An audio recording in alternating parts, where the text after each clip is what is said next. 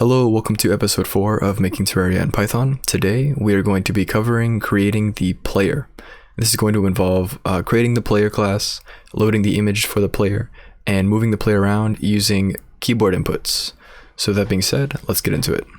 So the first thing we want to do is we're going to actually create a separate file for our player. This is because the player class can actually get quite large, so I prefer to put it on its own class or its own file. And so the first thing we're going to do is we're going to import Pygame. Then we're going to import everything from globals. And then we're going to create our player class. And then we're going to create a constructor. And this player class is actually going to inherit from the Pygame sprite class, so pygame.sprite.S sprite. And now we're going to take in some arguments here. So the first one is going to be the groups that it's in. The second one is going to be the image.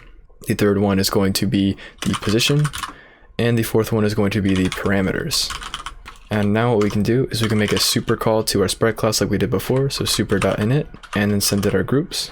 This will put our player inside of the proper groups, and then we'll do self.image equals image, self.rect equals self.image.getRect, and then specify the top left as the position.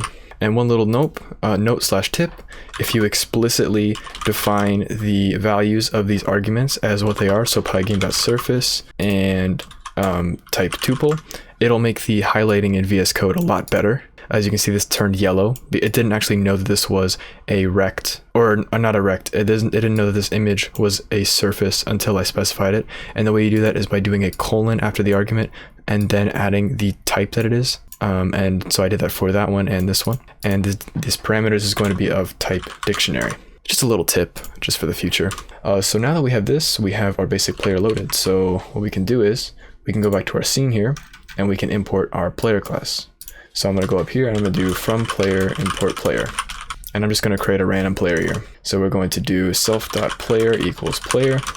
And this is going to take in for the groups. It's going to take in the self.sprites. And then for the image, it's going to take in the self.solo solo textures at player static, which is the one that we created in the last video. And then for the position, it's just going to take in, let's say 600 by 300. That's roughly half the screen. And then for the parameters, we're going to send it an empty dictionary for now. And to make it less confusing, I'm going to get rid of one of the entities because it does have a player as the image. And now if we run it, our player's on the screen. Player's too small, but we'll fix that later. And it's relatively in the right spot. So cool, let's add some movement to this.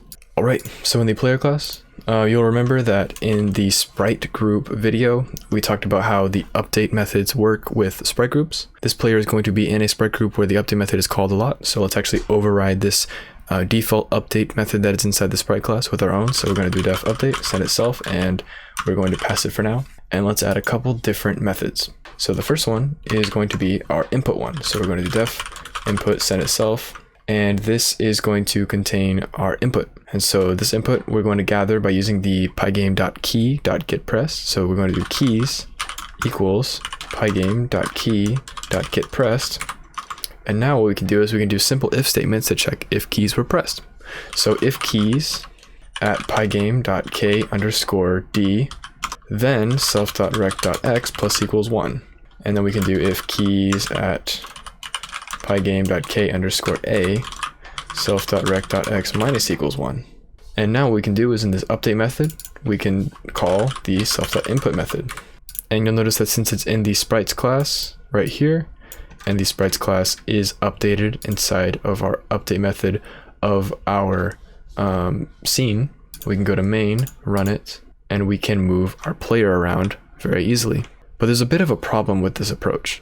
When working with things like collisions and stuff, you don't want to actually be physically moving the player's coordinates. You want to be using physics. And this isn't the physics tutorial properly, but we're going to get into some basic physics here. So for this, I'm going to create in a new variable, and I'm going to do this called self.velocity equals pygame.math.vector2.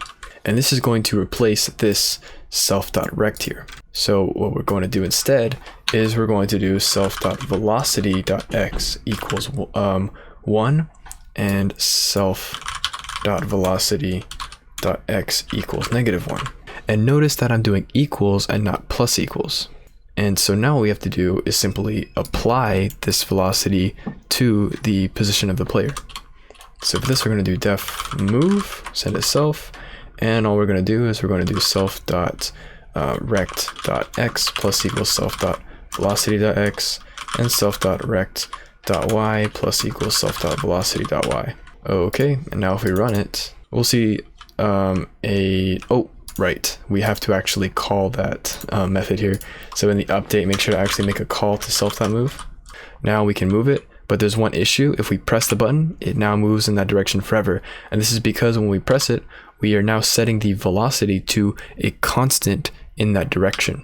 And we don't want that. We want it so that when we let go, we immediately stop. So let's go back and let's alter this. So all we have to do to change this is we go below these if statements and do if not keys at pygame.k_a and not keys at pygame.k_d and self.velocity.x equals 0. Now we go back to main and run it, and we press the button, and you can see it stops immediately. So that's cool. All right. So with that being said, that's a basic player setup. In the next video, we're going to be covering physics and how to get this player to actually interact with some block. So thank you for watching. Have a good day. See ya.